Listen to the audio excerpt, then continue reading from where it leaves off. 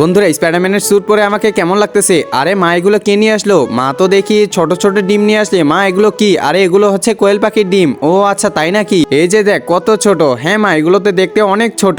চল আজকে এটা দিয়ে তোকে কিছু একটা বানিয়ে দেই। প্রথমে এই ডিমগুলো সিদ্ধ করতে হবে। সবগুলো ডিম এখানে দিয়ে দিলাম সিদ্ধ হওয়ার জন্য। কিছুক্ষণের মধ্যে এগুলো সিদ্ধ হয়ে যাবে।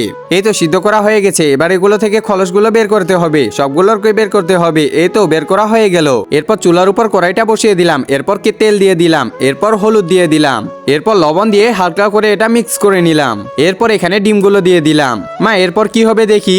একজন মা কতটা আপন হয়ে থাকে যার মানেই তাকে জিজ্ঞাসা করে দেখো। তো দেখা যাক বন্ধুরা এই মায়ের জন্য কে ভিডিওটিতে লাইক এন্ড সাবস্ক্রাইব করে। আর যারা মাকে ভালোবাসো না তারা ভিডিওটি থেকে দূরে থাকো।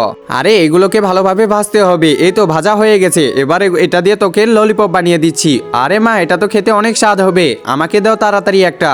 এই না খেয়ে দেখ কেমন হয়েছে। আরে বাহ এটা খেতে তো সেই স্বাদ। হ্যাঁ রাজু এটা খেতে তো সেই স্বাদ লাগতেছে। বন্ধুরা এমন ললিপপ খেতে চাইলে কমেন্ট করো।